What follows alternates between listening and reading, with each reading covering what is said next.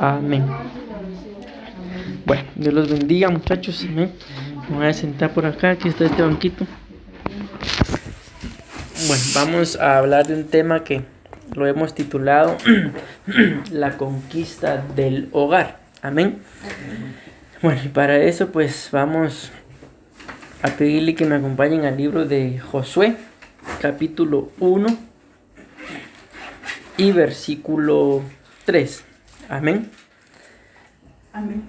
Bueno, veamos. Algo que tenemos que tener claro nosotros es de que en todo este proceso, ¿verdad?, que la Biblia muestra en Moisés, en Josué, en el proceso del libro del Éxodo, como también en el libro de Josué, recuérdense que hay una promesa, ¿verdad?, que Dios le da dice la Biblia, a Abraham, a Jacob y a Isaac, de que les iba a dar una tierra prometida. Amén. La tierra prometida, pues para ellos, ¿verdad?, era literalmente una tierra, porque ellos estaban saliendo de Egipto. Para ellos un lugar de esclavitud, un lugar de miseria, de pobreza, de tristeza, ¿por qué? Hasta de opresión, porque ellos allí en Egipto, la Biblia muestra que vivían oprimidos. Entonces, Dios viene y da una palabra de que los iba a sacar de ahí y los iba a trasladar a una tierra prometida. Amén. O sea, esto, repito, para ellos eso fue literalmente, ¿verdad? Pero cuando nosotros vemos ahora ya en nuestro tiempo, lo podemos tomar desde varios puntos de vista. No solamente una tierra prometida física, ¿verdad? Puede entenderse un lugar donde vivir, pero que sea propio, podemos entenderlo así. Para ellos así era. Para nosotros, si lo queremos tomar así, también puede ser así. Amén. Pero sobre todas las cosas, esa tierra prometida puede ser para nosotros en el arrebatamiento, ¿verdad? Un lugar en el que estamos acá ahorita, se puede decir, y la Biblia lo muestra así, y lo vamos a ver si nos da tiempo, en que el mundo es figura de Egipto, o Egipto es figura del mundo. Entonces ahorita podemos pensar, espiritualmente hablando, estamos en Egipto, un lugar de donde tenemos la necesidad de salir. ¿Por qué? Porque en este lugar, al final, lo podemos resumir así, al final todos vamos a morir. Más sin embargo, cuando la Biblia muestra la vida eterna, ¿verdad?, eso no es acá en la tierra, eso es en el reino de los cielos. Entonces, ahorita estamos en un lugar del cual vamos a salir, pero si lo queremos tomar espiritualmente hablando, entonces la tierra prometida puede ser ese lugar, el reino de los cielos. Amén. La tierra prometida también puede ser nuestra vida espiritual, de estar en un proceso en el que tal vez nos sentimos espiritualmente hablando, ¿verdad?, o almáticamente hablando, cabizbajos, tal vez desanimados, sin aliento, sin fuerzas. Entonces la tierra prometida es volver a un lugar espiritual en donde nos podamos sentir firmes y fuertes. Amén. Entonces, cuando hablo de la tierra prometida, tiene muchas figuras, pero una de las figuras que tiene es el hogar. Amén. Entonces, cuando hablamos de el hogar, tenemos que entender, ¿verdad?, que prácticamente un hogar, vamos a decirlo así, normal, amén, por así decirlo, es donde hay pues un padre, una madre y los hijos.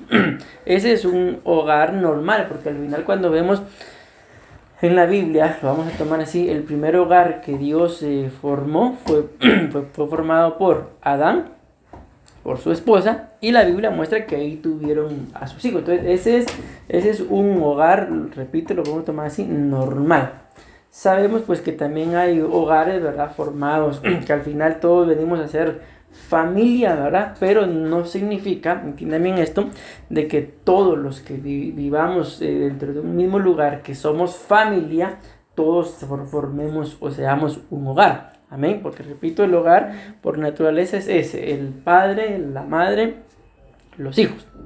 En su ausencia, pues, lo podemos resumir que un hogar vendría a ser los parientes más cercanos. Pero cuando hablamos de cercanía, no nos estamos refiriendo a que, por ejemplo, cuando tengo mi familia, unos viven aquí, otros viven allá, otros viven en otra cuadra y somos cercanos. No, sino a personas que tienen un mismo fin, una misma visión espiritual, y tienen lazos, más que solamente lazos de sangre, lazos espirituales, lazos almáticos, y ese viene a ser un hogar. Entonces, si hablamos de un hogar, podemos hablar de que un hogar también puede estar formado por dos personas, porque al final, pues un hogar no puede estar formado por una sola persona, ¿verdad? ¿Por qué? Porque entonces es una persona individual. Entonces, si hablamos de dos personas, podemos hablar de un matrimonio, ¿verdad? Eso puede ser un hogar. Entonces, cuando les digo todo esto, para que vayamos haciéndonos a la idea de que un hogar no lo forma todo el montón de gente que puedan vivir juntos, porque nosotros tenemos mucha familia, pero no con todos los miembros de la familia se forma un hogar. Amén. Espero darme a entender con eso. Y dice la Biblia acá en el libro de Josué, capítulo 1 y versículo 3, dice: todo lugar, dice, que pise la planta de vuestro pie os he dado, tal como dije a Moisés. Entonces aquí esta cita la tenemos como una cita de introducción, por el hecho de que aquí se empieza a dar la palabra profética, la profecía, mejor dicho, de cuando Dios pues está diciendo, hablando acerca de la tierra prometida. Otra cita es Josué.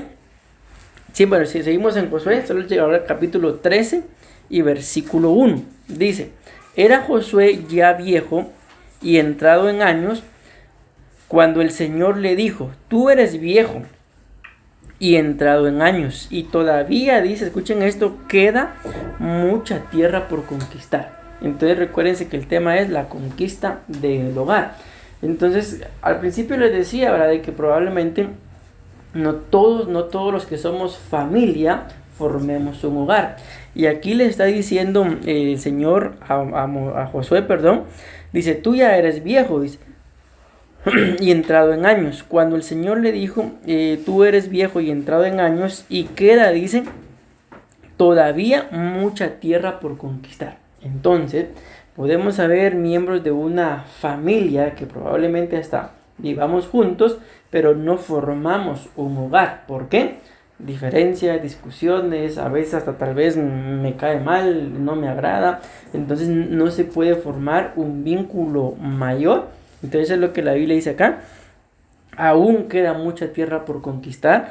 Dentro de cada hogar, digámoslo así, o cada familia, hay situaciones pues que van marcando a veces la cercanía o el alejamiento, y es lo que la Biblia dice acá, que tenemos que irlo conquistando poco a poco. ¿Para qué? Para poder tener nosotros un hogar. No se trata nada más de tener un lugar en donde vivir y nosotros sabemos que ahí vivimos y cuando ya cae la noche pues ni modo, sea a dónde regresar. Sino se trata de ¿qué? De que con las personas que vivamos podamos tener esto que la Biblia muestra es un hogar. Originalmente la letra H sonaba como la F. Entonces cuando se pronunciaba la palabra hogar, no se pronunciaba hogar como lo pronunciamos ahora, sino imagínense, si la H sonaba como la F, ¿cómo se pronunciaba? Fogar. Fogar. Originalmente, repito, ese era el sonido de la letra H, pero con el tiempo y todo lo que ha cambiado, dejaron a la H muda, ¿verdad? Que al final sirve nada más para la ortografía, pero al final sabemos que no tienen sonido, tal que es hogar, y la H pues no tiene sonido ahí. Pero cuando vemos ese sentido original de fogar, resulta que la palabra fogar viene de una fogata. Entonces aquí ya cuando literalmente vemos una fogata, ¿verdad?, no se puede formar una fogata con un leño, porque al final yo puedo encender el leño, pero ¿cuánto tiempo me va a tardar? Se va a consumir rapidito. Pero si le empiezo a echar leño y leño y leño, entonces se forma la fogata. Y es exactamente eso lo que hace que se forme un hogar o un fogar con el sonido original, ¿verdad? La otra cita es Éxodo capítulo 3, versículo 8, dice: y he descendido para librarlos de mano de los egipcios. Escuchen esto: para sacarlos de aquella tierra a una tierra buena y espaciosa, a una tierra que emana leche y miel, al lugar de los cananeos, dice, de los hititas, de los amorreos. Bueno, eso ya no nos interesa. Lo que nos interesa es que la Biblia nos muestra ahí en el libro de Éxodo de que el Señor pues había hablado claro, ¿verdad? De que iba a sacar a su pueblo de un lugar en donde ellos eran esclavos a un lugar en donde dice la Biblia fluía leche y miel. Cuando hablamos de ese fluir, era algo pues que no se podía detener, sino que simple y sencillamente fluía, pero lo que fluía era leche, lo que fluía era miel. Entonces, si algo se necesita dentro del hogar, entiéndase, es leche y miel. La leche puede ser figura dentro del hogar. Bíblicamente la leche es figura de doctrina, pero dentro del hogar la leche es figura de enseñanza, de instrucción, y la miel pues aquí lo podemos tomar de comprensión, de cariño, de amistad, de comunión, ¿verdad? De revelación bíblicamente. Amén. Entonces dentro de nuestro hogar se necesitan muchas cosas. ¿Para qué? Recuérdense el tema, la conquista del hogar. O sea, no se trata nada más, repito, de tener un lugar a donde yo pueda ir a dormir. Porque al final sabemos que cuando trabajamos, ¿verdad? O estudiamos, la mayoría del tiempo la pasamos afuera de la casa. Y casi que a la casa regresamos casi que solo a dormir. Y al otro día, si es posible, para afuera otra vez. Entonces, hay algunos principios que la Biblia nos muestra para que nosotros tengamos la convicción de lo que es tener un hogar y no solo un lugar en donde vivir. Amén. Bueno, vamos a ver el principio número 1 para que nuestra familia, digámoslo así, poco a poco se vaya convirtiendo en un hogar. Entonces, el número 1, porque recuérdense que estoy hablando de esto, de que prácticamente la conquista del hogar estamos tipificando como la conquista de la tierra prometida. Amén. El punto número 1 para que empiece la conquista del hogar es dejar Egipto, figura del mundo. Entonces, si algo tenemos que tener nosotros claro, es que la Biblia dice que nosotros estamos en el mundo, pero no somos de este mundo.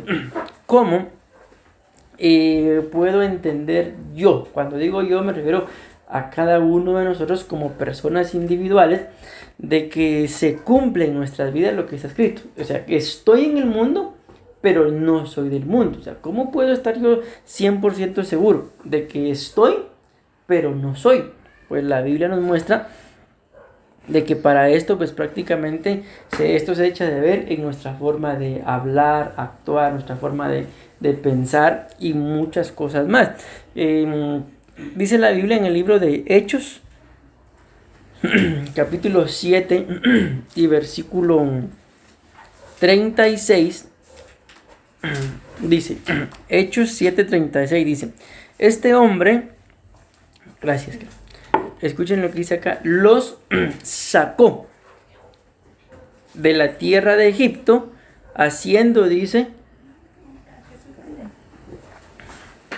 señales y prodigios en el Mar Rojo y en el desierto por 40. Entonces, según el libro de Hechos, capítulo 7, versículo 36, nos muestra, ¿verdad? Que prácticamente es lo que hemos venido hablando en la iglesia, de qué tienes en tu mano, ¿verdad? De Moisés, la Biblia dice acá, este hombre, o sea, ese hombre es Moisés, ¿verdad? Que sacó al pueblo, lo vemos acá, de Egipto. Pero acá hay un gran conflicto, ¿verdad? Y es algo que nosotros tenemos que entender. Y esto lo ha dicho más de un predicador, ¿verdad? De que nosotros podemos salir de Egipto. Pero el problema fue que cuando ya el pueblo andaba en el desierto, el pueblo le empieza a reclamar a Moisés. Y una de las cosas que le dice a Moisés es, ¿para qué nos sacaste de Egipto?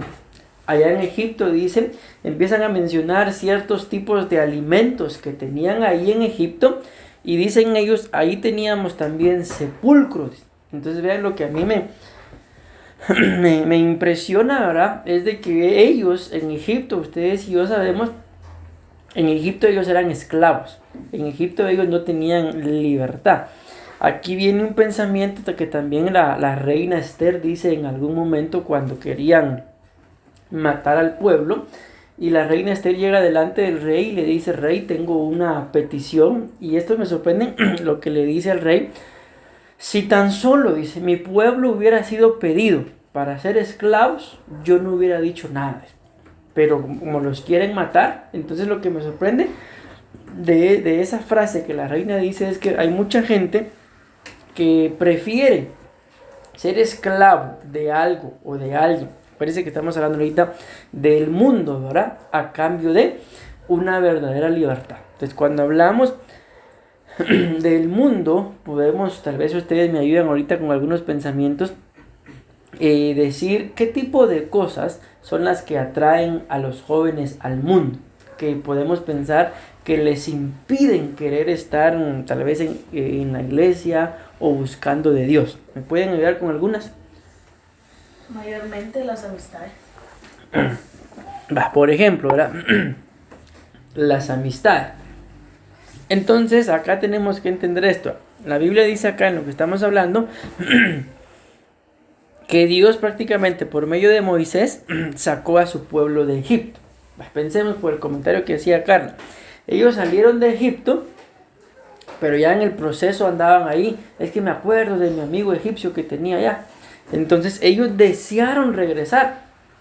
Y la Biblia muestra que por ese deseo y por esa rebelión que tuvieron contra Dios, Dios los destruyó en el desierto. Y todos aquellos que salieron de Egipto, excepto Josué y Caleb, perecieron en el desierto y no entraron a la tierra prometida. O sea, no lograron conquistar la tierra prometida por el tema que estamos hablando. No pudieron marcar una diferencia y lograr que su familia se convirtiera en un hogar. ¿Por qué? Porque aunque vivimos tal vez dentro del mismo techo, estamos bajo el mismo techo, pero probablemente a veces yo pueda tener actitudes que un cristiano no tiene por qué tener. Que yo pueda seguir teniendo o estarme recordando o estar buscando y teniendo actitudes que tenía antes de Cristo. Entonces, definitivamente ahí, ¿verdad? Va a haber un conflicto. ¿Por qué? Porque alguien va a tener una actitud de hijo de Dios y yo probablemente con una actitud que no tiene que tener un hijo de Dios. Entonces, lejos de convertir a la familia en un hogar, o sea, prácticamente lo que va a estar pasando es lo mismo que le pasó al pueblo de Israel. Un deseo de querer volver a Egipto. Y en nuestras vidas, sobre todo si estamos tratando la forma de buscar a Dios, o sea, si algo ofende al Señor es que, por ejemplo, estemos tal vez tratando de buscarlo, pero con el corazón. Recordemos que la Biblia muestra que el Señor pesa los pensamientos, pesa los corazones. Y hay algún rey que le dice: te fuiste pesado en balanza y fuiste ya falto de peso. Entonces le quitó el reino.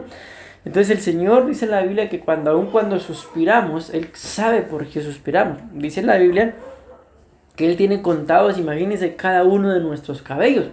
Pues definitivamente solo Dios lo puede hacer, ¿verdad? Entonces, si Él sabe eso de nosotros, también puede saber si dentro de nuestro corazón está, lo estoy buscando, pero con el deseo de seguir haciendo probablemente lo malo que hacía antes de Cristo, o como lo decías tú, Carla, con el deseo de volver a tener las mismas amistades que tenía antes de Cristo. Entonces el Señor conoce eso, y esa es una de las razones por las cuales, espiritualmente hablando, no se crece o no se prospera. ¿Por qué? Porque andamos en el proceso del desierto, pero con el corazón en Egipto. Se nos olvida que enfrente tenemos una tierra prometida. Ya puede ser, como les di varios ejemplos, ¿verdad? Puede ser nuestra vida espiritual, puede ser el ser arrebatados, puede ser el querer tener tal vez un ministerio, un privilegio, el querer tener algo más para buscar agradar a Dios y no tener algo menos, ¿verdad? Para buscar agradar al mundo, a los amigos, sino antes bien buscar sobre todas las cosas agradar a Dios. Entonces, poco a poco, la Biblia dice: atráeme y en pos de ti correremos. Entonces ahí a todos en determinado momento nos pasa esto. El Señor atrae a uno de nuestra familia y atrás de ese uno, ahí van más. Si el Señor me atrae a mí, si el Señor te trae a ti y a cada uno de nosotros, detrás de nosotros, eso tiene que estar seguro, van a ir otros. Entonces, este es el punto y la importancia por la cual no solamente para tener una vida espiritual sana, tengo que apartarme y dejar de buscar o de extrañar, ¿verdad?, las cosas del mundo. ¿Por qué? Porque 100% seguro, así lo muestra la Biblia, si nosotros, cada uno de nosotros nos levantamos espiritualmente hablando, más de alguien, lo muestra la Biblia, va a comer de los frutos que nosotros tengamos. Pero si nosotros no nos levantamos y seguimos anhelando las cosas del mundo, seguramente, lejos de que nosotros seamos promotores de que alguien más coma de nuestros frutos, lo que va a pasar es que nosotros vamos a anhelar comer los frutos de Egipto, porque eso fue lo que el pueblo decía cuando estaban en el desierto. ¿Acaso no allá en Egipto habían melones, habían sandías, había pescado? Y es lo que les decía, y hasta sepulcros habían. Entonces a ellos no les importaba aún morir en Egipto, aún sabiendo que eran esclavos, con la convicción de que ahí tenían prácticamente todo. Y le dice, ¿cuál fue el problema? De que Dios le había dicho a Moisés que lo sacara al desierto. Y ustedes y yo sabemos que en el desierto, pues lógicamente ese tipo de comodidades que ellos tenían en Egipto, no las tenían. Entonces, si algo tenemos que entender es que en la búsqueda de poder formar un hogar, alguien se tiene que desacomodar para que en el nombre de Jesús se pueda cumplir lo que dice, ¿verdad? En poder conquistar nuestro hogar. Entonces, ahora acompáñenme por favor al libro de Gálatas, capítulo 6 y versículo 14. Esta cita me gusta bastante y la vamos a tratar de explicar con la ayuda del Señor. Vean, pues Gálatas capítulo 6 y versículo 14 dice: pero jamás acontezca que yo me gloríe sino en la cruz de nuestro Señor Jesucristo. Esto es lo que me interesa. Por el cual, o sea, por el Señor Jesucristo, el mundo, dice, ha sido crucificado para mí, y yo he sido crucificado para el mundo. Entonces lo vuelvo a leer porque quiero resaltar esto y que nos quede en el corazón. Recuérdense que estamos en el punto de que para conquistar el hogar o la tierra prometida, ¿verdad?, puede ser nuestra vida espiritual o algo que nosotros decíamos, lo primero que tenemos que hacer es salir de Egipto, y Egipto es figura del mundo. Entonces repito, Gálatas 6:14 dice, escuchen qué interesante cómo lo dice: pero jamás acontezca que yo me gloríe, ¿sí? O sea, nada de ser orgulloso ni nada. Si de algo, lo estoy parafraseando, yo me voy a gloriar, va a ser de la cruz de nuestro Señor Jesucristo. Dando a entender, ¿verdad?, de que más de gloriarse de la cruz, se va a gloriar o se va a sentir orgulloso por lo que aconteció en la cruz. Y ustedes y yo sabemos que, aunque en su momento fue doloroso y tal vez para el enemigo un momento de pensar de que obtuvo la victoria, no fue así. Entonces esto es lo que me interesa, lo que continúa, dice: por el cual el mundo, dice, ha sido crucificado para mí, y yo he sido crucificado para el mundo. Entonces, yo escribí un comentario acá, se los voy a leer. Dice, para poder entender un poquito mejor esto: recordemos que en una cruz mataron a nuestro Señor Jesucristo. Cuando el libro de Gálatas dice, habla de la crucifixión del mundo, o sea, la cita que acabamos de leer, o de la crucifixión nuestra, se refiere a que nosotros, para el mundo, escuchen esto, estamos muertos, y el mundo para nosotros también está muerto. Entonces miren esto, o sea, tal vez sea algo delicado o extremo, ¿verdad?, lo que voy a decir, pero es el mejor ejemplo que se me ocurre para poder explicar esto. Pero en determinado momento todos yo creo que hemos pasado por la pérdida de un familiar. O sea, entiéndase, falleció, ¿verdad? Cuando este familiar estaba vivo, ¿qué hacíamos nosotros? Lo o la buscábamos, ¿sí? Una vez este familiar pues falleció, sería ya ilógico, ¿verdad? Tal vez andarlo o andarla buscando. ¿Por qué? Porque ya falleció. Y aunque vayamos al cementerio, ya sabemos que no vamos a llegar al cementerio a tener un diálogo. ¿Cómo está? ¿Cómo estás? ¿Cómo? O sea, es ilógico, ¿verdad? Entonces, simple y sencillamente, pues ya falleció.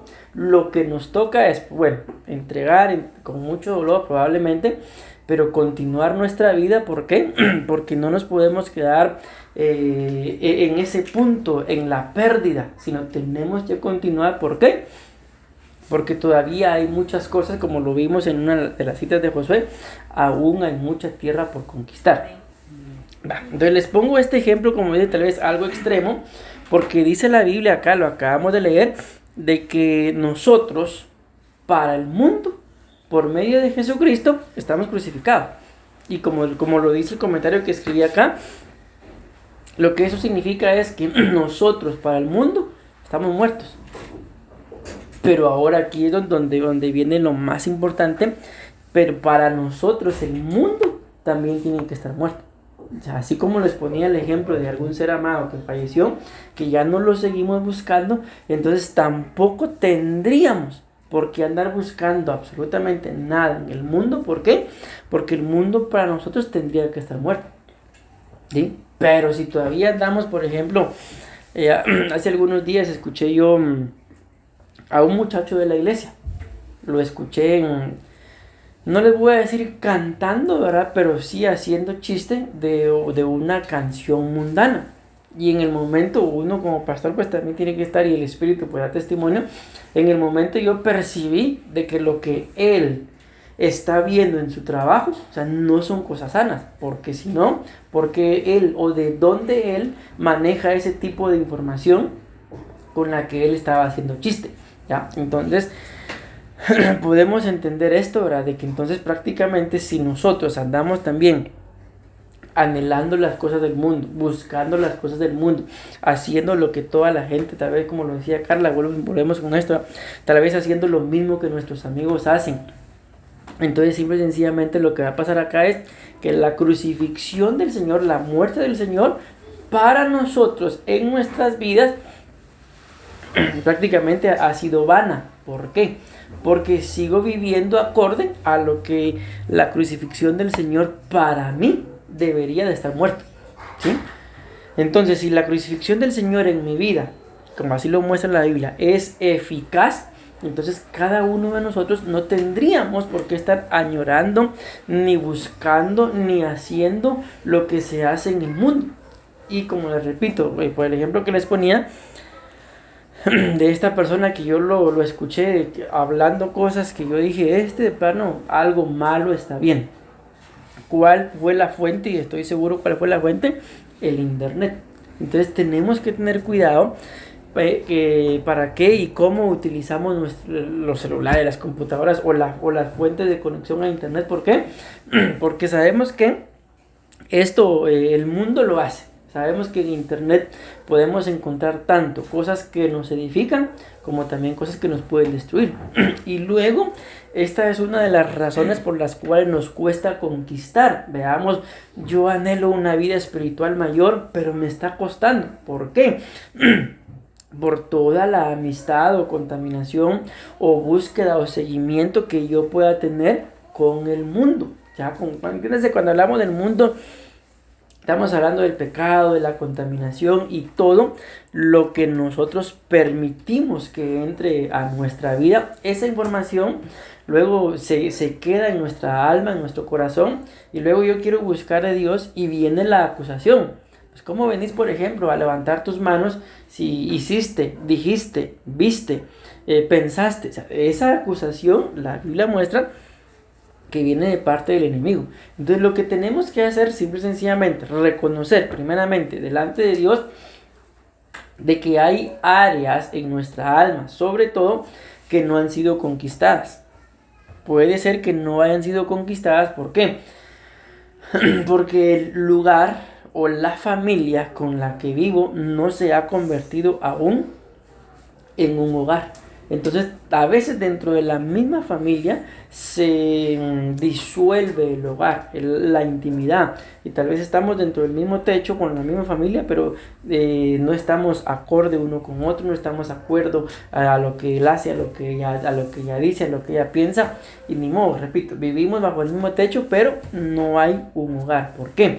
Porque yo puedo tener una visión espiritual, la otra persona puede tener una visión que no tiene nada que ver con lo espiritual, sino tiene que ver todo con el mundo, y no podemos hacernos a él o a ella. ¿Por qué?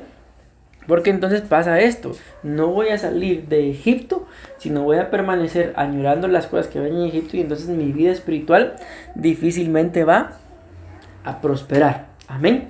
Bueno, espero haberme dado a entender con ese primer punto. Entonces, si en algo, muchachos, nos tenemos que esforzar, es por mantener nuestra vida espiritual, amén, íntegra, sin ningún tipo de contaminación. Y si en algún momento reconocemos, porque miren, espiritualmente hablando, o aún sin hablar tanto espiritual, nosotros mismos tenemos el conocimiento de cuando estamos bien o cuando estamos mal, ¿ya?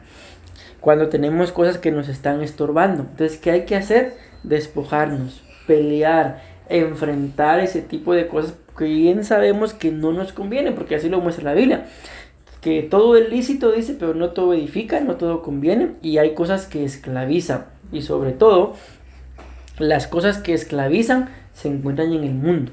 Recuérdense que no por gusto la Biblia dice que el pan prohibido, comido en lo oculto, dice, es delicioso, sabe rico. ¿Por qué? Porque por naturaleza al ser humano le gustan ese tipo de experiencias o aventuras, pero al final no nos conviene. Amén. Bueno, y punto número 2, para poder conquistar nuestro hogar, nuestra vida espiritual, lo que deseemos conquistar, amén, es el nacer de nuevo. Miren, pues, les quiero hacer esta pregunta porque quiero tener claro esto. ¿Sí saben ustedes qué es nacer de nuevo? Si lo saben, pues díganmelo con sus palabras. Si no lo saben, díganmelo sin pena. No, pastor, no lo sé. Nacer de nuevo es el bautizo. Puede ser el bautizo, es parte, ¿sí? Pero no lo es todo. Miren, pues, les explico. El nacer de nuevo, o sea, es un proceso en medio del cual el proceso inicia cuando el Espíritu Santo me redarguye. O sea, ¿en qué momento el Espíritu Santo me redarguye? Cuando probablemente antes de Cristo, ¿verdad? O sea, yo andaba haciendo cualquier barbaridad. Pero llega un punto en nuestras vidas en el que nosotros podemos decir, bueno, pero la verdad es que es el Espíritu Santo. Ya no me gusta este tipo de vida, ya estoy cansado de hacer, de pensar, de decir, de actuar, de vestir. Quiero cambiar. Ahí empieza el procedimiento de nacer de nuevo. El Espíritu Santo me redarguye, porque la Biblia dice que es el Espíritu Santo el que convencerá al mundo de justicia, de juicio y pecado. O sea, el que hace que yo reconozca que estoy mal es el Espíritu Santo, porque humanamente yo no voy a reconocer que estoy mal. Humanamente todo el mundo está mal y el único que está bien soy yo. Por eso la Biblia nos muestra y dice: no seas sabio en tu propia opinión, porque en mi propia opinión yo estoy bien, pero ya a la luz del Espíritu Santo, o sea, definitivamente cada uno de nosotros tenemos algo que cambiar. Entonces el proceso del nacer de nuevo inicia ahí, cuando el Espíritu Santo empieza a redarguirme. Yo entiendo que estoy mal y que necesito cambiar. Luego le abro mi corazón al Señor. Señor, reconozco que soy un pecador. Ahí se da el nacimiento de nuevo. ¿En dónde? En el momento en que reconozco que solo no puedo. En el momento en que reconozco que necesito de Él para poder cambiar. ¿Sí? Ese es el arrepentimiento. Le abro mi corazón. Él entra a nuestras vidas y entonces probablemente volvamos a hacer lo mismo que hacíamos antes, cuando antes de que le hubiéramos abierto nuestro corazón, pero ya no nos es fácil. Ya, por ejemplo, alguien tal vez antes de Cristo fumaba, ¿verdad? Y andaba ahí con el cigarro, y ahora ya en este nuevo nacimiento vuelve a agarrar el cigarro y tal vez se lo fuma, pero ya no se siente tranquilo, se siente incómodo, se siente arrepentido. ¿Y por qué lo hice? Entonces ese redargüimiento lo hace el Espíritu Santo. ¿Por qué? Porque uno ya nació de nuevo. Si una persona que no ha nacido de nuevo, ustedes y yo lo podemos ver, anda fumando, anda tomando, y le da igual. Es su vida y es normal. Y él en esa vida o ella es feliz. ¿Por qué es feliz? Porque su espíritu está muerto. Porque no ha nacido de nuevo. Ya, pero nosotros tampoco es que ya no lo vayamos a hacer, porque probablemente volvamos a cometer algún tipo de pecado. Pero ese pecado no lo deja en paz.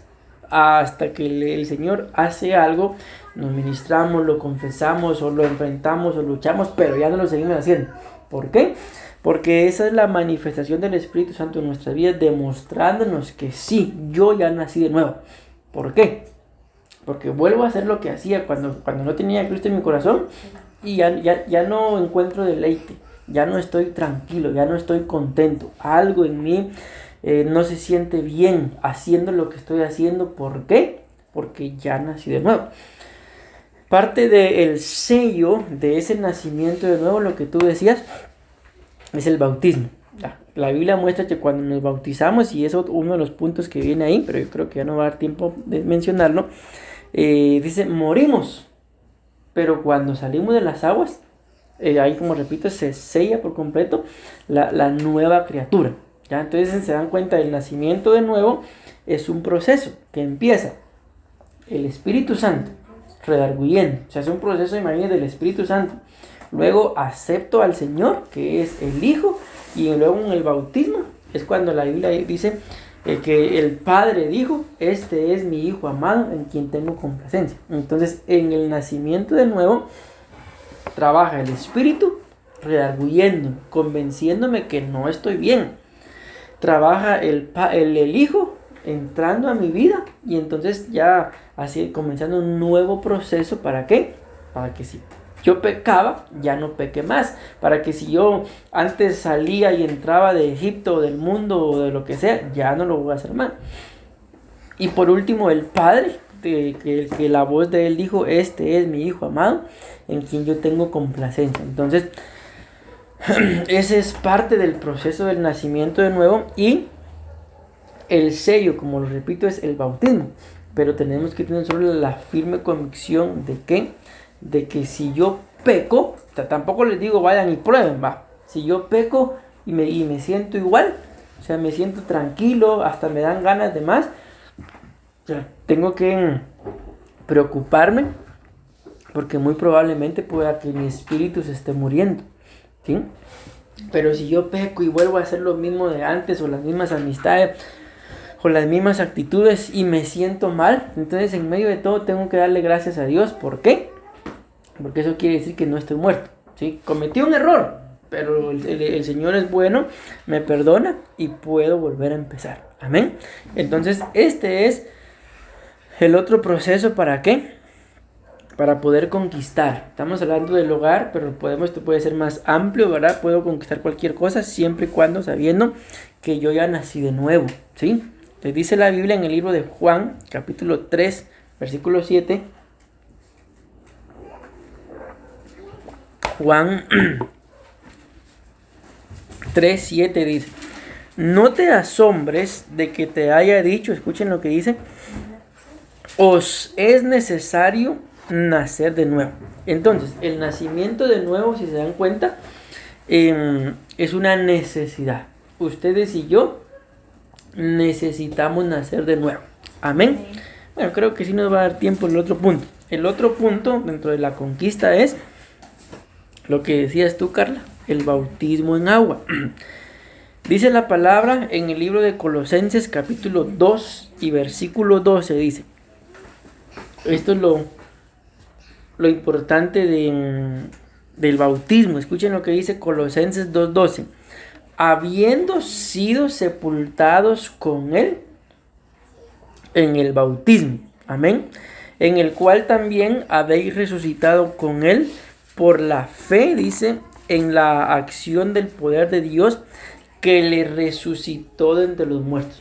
Entonces, si algo tenemos que tener nosotros claro, ¿verdad? Es la importancia del bautismo. ¿Por qué? Porque el bautismo, repito, es parte del proceso del nuevo nacimiento. Amén. En el bautismo puede ser tomado también como un sello, ¿verdad? En medio del cual la Biblia nos muestra el hombre viejo pues muere, ¿sí? Y pues nace un hombre nuevo. Entiéndase, ese hombre nuevo, una persona que va a estar pensando más en lo espiritual que lo que se hacía en el mundo. Amén. Y por último, termino con este punto dentro de la conquista, ¿verdad? Estar cubiertos. Amén. Necesitamos nosotros estar cubiertos. Amén. Bueno, dice Proverbios capítulo 31 y versículo 21 y 22, dice. Aquí está hablando de la mujer virtuosa, pero cuando hablamos de la mujer virtuosa, la Biblia también habla de la mujer sabia, pero hay algunas versiones que no precisamente dicen mujer, sino dicen sabiduría. Entonces, cuando se habla de esta mujer virtuosa, no precisamente está hablando solo de las mujeres, sino está hablando de tener virtud. Amén. Y dice acá la Biblia en Proverbios 31, 21 y 22, dice que la persona virtuosa no tiene, dice, temor de la nieve por los de su casa, porque todos los de su casa llevan ropas dobles, dice. Se hacen mantos para sí, su ropa, dice, es de lino fino y púrpura. Entonces aquí vamos a leer un comentario, dice, Proverbio muestra a la mujer virtuosa que se cubre con vestiduras dobles. Esta mujer es figura de la novia de Cristo que tiene cobertura pastoral y la cobertura apostólica. Son los 5 ministerios primarios los que cubren y visten a la novia. Todavía hay un último punto y vamos a terminar. Vamos a ver si aquí termina con el último punto para poder conquistar, y el último punto es congregarnos. Amén. Bueno, dice en la Biblia, esta cita es muy conocida por todos, en el libro de Hebreos, capítulo 10 y versículo 24 y 25, dice, y considerémonos unos a otros para estimularnos al amor y a las buenas obras. Escuchen, dice lo que dice acá, no dejando de congregarnos. Amén. Como algunos, dice, tienen por costumbre, sino exhortándonos, y tanto más cuando veis que aquel día se acerca. Amén. Bueno, entonces tenemos que tener claro de que si algo necesitamos nosotros para la conquista es congregarnos. Dice uno de los libros del apóstol Juan que cuando nosotros nos congregamos, dice, la sangre del Señor desciende y nos limpia de todo pecado. Amén. Amén y amén. ¿Tendrán alguna duda?